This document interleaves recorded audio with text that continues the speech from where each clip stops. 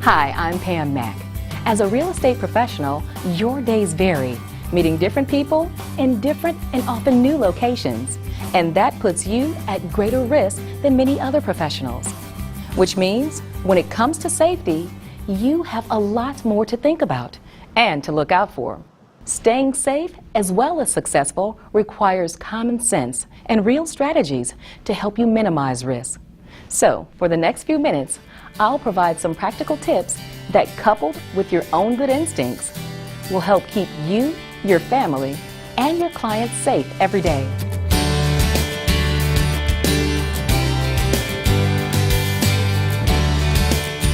At the office, remember there is safety in numbers. If you must work alone, be sure the doors and windows are locked after hours. If you're working alone, keep a radio playing a talk show, which is likely to make an intruder think there are several people on the premises. Always keep your windows and counters clear so anyone can see what's happening inside. This will help the police and hinder a potential thief. Be sure you have your mobile phone nearby. Keeping it clipped to your clothing is best of all. Consider getting a personal alarm you can trigger if something unexpected should happen. Also, check to see if your office has smoke and carbon monoxide detectors, plus a door alarm system. And if it doesn't, mention it to your office manager. Also, ask if the building has been inspected recently for fire hazards. Marketing and advertising are important tools for building your business. When preparing materials such as business cards, flyers, and ads, keep your materials polished and professional. Limit personal details and use a business address, phone number, and email address or website. Also, be careful of information you post and allow others to see on your social media accounts. Remember, this information is a virtual representation of you and your business.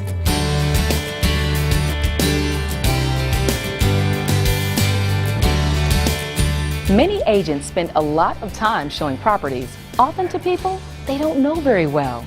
So before even going to a property, it's a good idea to introduce new clients to your associates. Hi, nice to meet you. That way, it sends a clear message that someone else knows who you're with.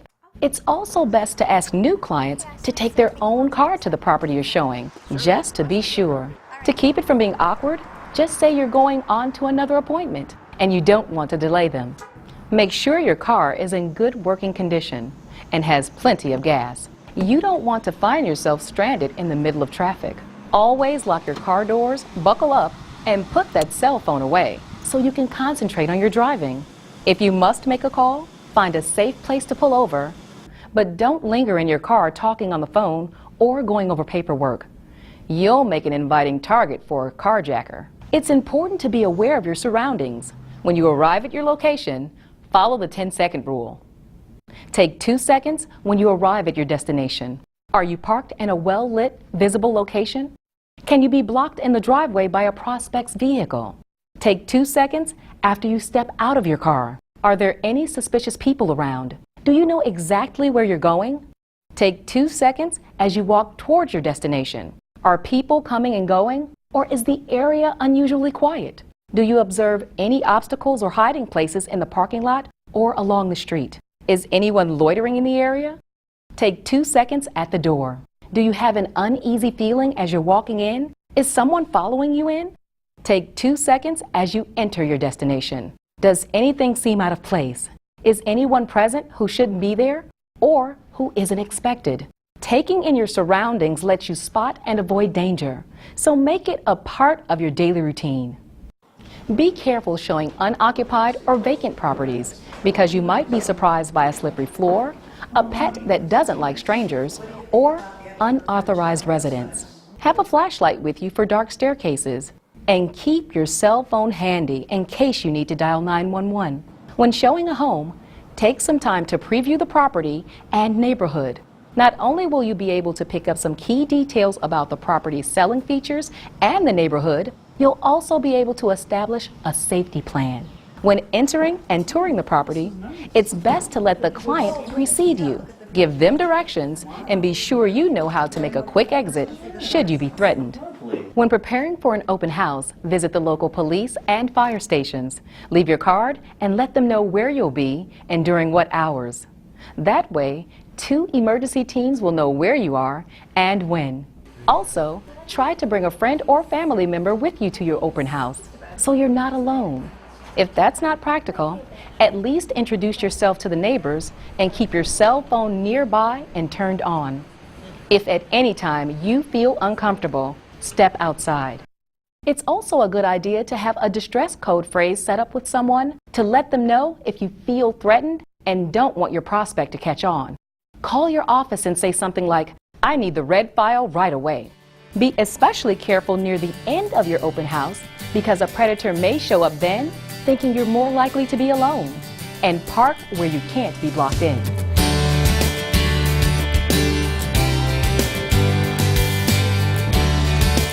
Be sure your home is equipped with smoke and carbon monoxide detectors and full 1-inch deadbolt locks on all entry doors. Glass doors should have a double-cylinder lock that requires a key from both sides. If you have sliding glass doors, put a wooden rod in the track so it can't be opened from the outside. And consider replacing the glass with shatterproof material.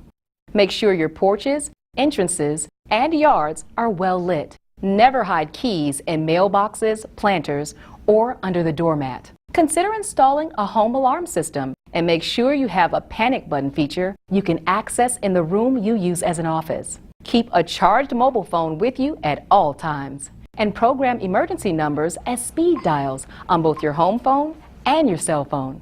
Identity theft has become a growing problem for everyone, so take steps to protect all financial information, yours and your clients.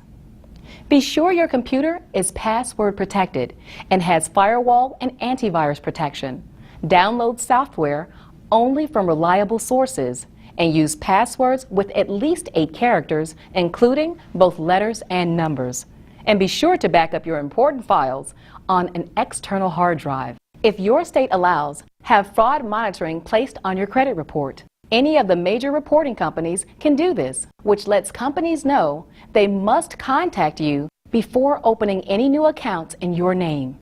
Buy a shredder to destroy documents, especially anything with credit card numbers, account numbers, PIN numbers, and other financial information. Stop pre-approved credit offers by calling 888-5-OPT-OUT.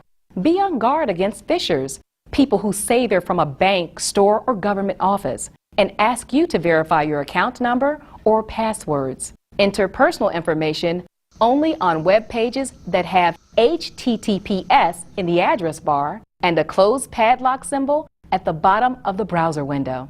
And remember that credit cards offer more protection than debit cards.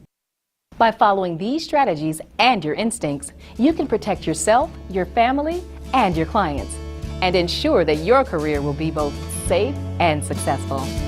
This is just an overview of some common situations you may face in your daily routine. For more safety tips, free webinars, articles, and more, visit www.realtor.org/safety. Thanks for watching, and remember, be safe and successful.